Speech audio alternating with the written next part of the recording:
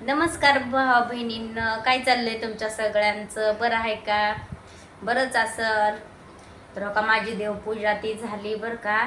तर दिवा विजून गेलाय का तुम्ही बघू शकता. दिवा नाही पंती, आम्ही पंती लावतो, आमच्यात मोठा दिवा नाही बरं का. तर मस्तपैकी देवपूजा केली, लाईट आली अचानकच. फॅनच्या हवेनं वापर फॅनच्या हवेनं अचानकच विजून गेली बघा पंती. बघा इथं हे बसलाय रुद्र आमचा, शाळेत गेला नाही बघा माकड आज. लय नाटक करायला लागला हे ना, शाळेला नको वाटायला लागले. तसा मारतोय बघा आईला, अजिबात ह्याला शाळा नको वाटते बघा.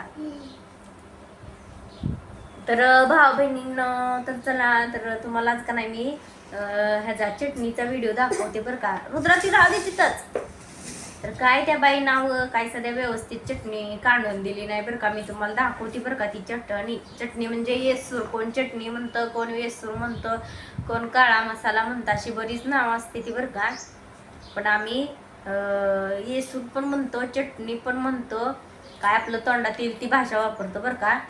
तर काल मी भाजलं सगळं, नेलं कांडून आणायला, पण काय झालं त्या बाईनं व्यवस्थित कांडूनच दिला नाही. तर मी तुम्हाला दाखवते बरं का, येसूर पण दाखवते. आणि काय तिनं व्यवस्थित कांडूनच दिला नाही बरं का. कांडून म्हणजे चेचून बारीक करून चांगला दिला नाही बरं का. मग त्यात तेल पण मिसळलं नाही, काही नाही, तेल पण महागाने आणलं नका. तुम्हाला दाखवते मी बघा कसा करून दिलाय तिनं बरं का. तर बघा हो का बहिणींनो, भावांनो, बघा कसला येसूर कांडून दिलाय बरं का त्या बाईनं. हो का नुसता असा फुफुट्यासारखा येसूर कांडून दिला. एवढ्या महागा मुलकाच्या मिरच्या मसाला आणायचं ना काय, असली चटणी करून देते ती बाईनं. नीट व्यवस्थित कांडूनच दिला नाही बरं का. मग मी आली तशीच डब्बा घेऊन म्हणायला लागली, तो का त्यात एवढं मोठं बी निघलं म्हणायला लागली. ही बारीकच होत नाही तर असे म्हणायला लागले बघा. मग आता तिला काय बोलावतं, मग भांडण ती करण्यात काय अर्थ नाही म्हणून नका घेऊन आली बरं का असंच मी घरी. तर तुम्हाला दाखवते बघा मसाला किती घातला होता मी ह्यात. तर हो का एवढ्या मिरच्या होत्या, म्हणजे जरा आंबट वलसर होत्या बरं का मिरच्या, पण भाजल्यावर झालत्या बरं का कडक. तुम्हाला भाजलेलं पण दाखवते मी. तर त्यात हो का एवढा मोठा मसाला घातलेला. हो का ही तेजपत्ता, दगडी पाला, ही खसखस, विलायची, ही तसलं फूल असतंय वाटतं, काय त्या फुलाचं नाव येत नाही. खोबरं हो का एवढं घातलेलं, अर्धा किलो मिरच्या होत्या बरं का. त्या अर्धा किलो मिरच्या तेवढा मसाला घातलेला मी. आणि एवढं खोबरं, एवढं धने घातलेलं, आणि अजून बरंच काय काय घातले दाखवते तुम्हाला. तर हो का इथं ह्याच्यात दिसते तर ना, एवढ्या सगळ्या वस्तू घातल्या होत्या मी, असं बरंच काय काय आहे.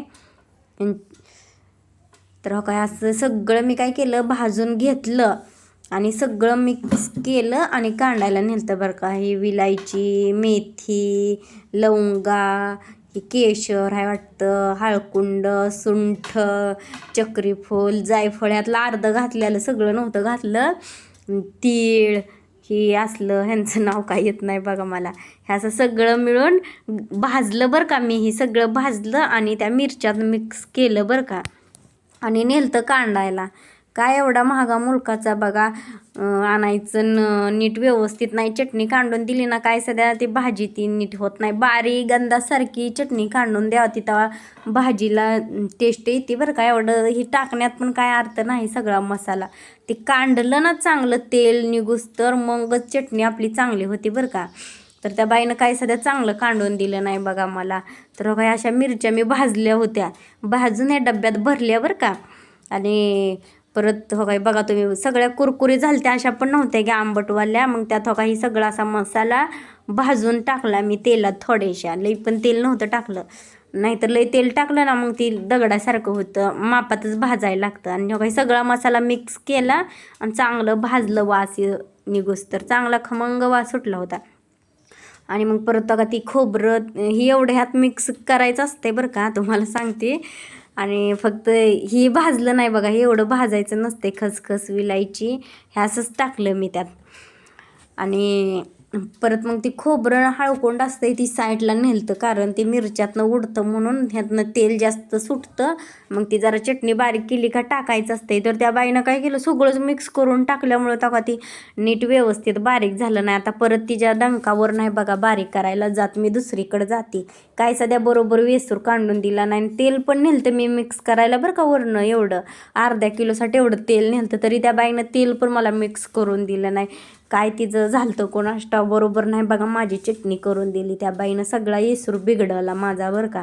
आता मी डबल काय करणार माहिती आहे का, अर्धा किलो अजून मिरची आणणार, थोडासा मसाला आणणार आणि ती सगळं बारीक करून ही सगळा मसाला त्यात मिक्स करून मग चांगल्या डंकावरनं बारीक करून आणणार बघा. तर बघा भावा बहिणींना नुसता फपोट्यासारखा येसूर झालाय बरं का. तर बारीक चांगला गंधागत कांडून दिला तरच भाजी टेस्ट उतरते बरं का. हे नुसता फपटासारखा येसूर झालाय का सध्या बरोबर झाला नाही बरं का. काय सध्या लय डोकेदुखी झाली बघा. 1000-1200 रुपये घालवले मी एवढ्या येसरासाठी, आणि काही असला तर असली बोंब होऊन बसले. तर काय सगळा हे मसाला आणि बीच आहे तर बरं का, हे बी पण नाही तर ती सगळा मसाला ती बाईनं चाळून नुसत्या मिरच्याचा फपोटा चाळून दिला, ती सगळा मसाला ती त्या सगळ्या डिशमध्येच आहे बरं का. तर काय सध्या बरोबर झाली नाही बरं का चटणी. भावा बहिणीनं बघितला का तुम्ही व्हिडिओ, तर असली तर बॉम्ब आहे. काय करायचं, चांगला बारीक एकदम मेनासारखा म्हणलं तर गंधासारखा म्हणलं तरी चालेल तसा येसूर काढून दिला तरच भाजीला चव येते बरं का. नाहीतर अशा चटणीत का नाही काय सध्या चवीला होत नाही. म्हणजे चवीला झाली तशी पण भाजी तिची टेस्ट उतरत नाही. असा नुसता पोहतो असा पाण्या. आता आपण पातळ जर भाजी केली ना असा कट ती येत नाही, नुसतं ती वरचीवर तरंगतं बाग असा येसूर. हे असला तर त्याच्या मागचं कारण आहे त्या येसराच्या, म्हणून बारीक एकदम गंधासारखं करून घ्यायचं असते. पण काय ते बाई आडवच लावायला लागली मला म्हणायला लागली मिरच्याचं वलसर आहे त्या ना, असंच झालं आणि तसंच झालं. आणि ह्या दिवसात आता होतच नाही त्याची येसूर. म्हणजे जरा गार हवामान असते की, पण कसं पण असू द्या मिरच्यावर असते ना सगळं. मिरच्या जर कडक असल्या तर होऊ शकतो येसूर, असं काय नसतं. चांगल्या भाजल्या पण होत्या. जाऊ दे, ती चांगलं नाही करत ती बाई बरं का. 2-3दा मला असंच तिने केलं. ही तिसरी वेळ आहे आता परत नाही तिच्याकडं चुकून सध्या जात नाही. नसला तर एक वेळेस गप बसायचं, पण जायचं नाही बरं का. तसल्या जी नीट करून देत नाही त्याच्याकडे जायचं नसते. तर असे झाले बघा आपला येसूर. आता परत का नाही काय करते, अजून 1/2 किलो मिरची आणते चांगल्या भाजून ती, मग त्यातच ती राहिलेलं आहे ना त्यात मिक्स करते. आणि मग परत चांगल्या डंकावरनं जाऊन ती चांगलं बारीक करून तेल ती त्यात मिक्स करून आणते. नाहीतर आता मी भाजी टाकलं बरं का, तर काय सध्या चांगली होत नाही बरं का भाजी. अशी वर वर वर वर तरंगता येते. येसूर असते ना नुसता फोपटासारखा झाला. एवढा मोठा मसाला म्हणजे बारीकच चेचलं नाही होती ना, तेल निघूस तर चेचायला लागतो तेव्हा चांगला खमंग होता.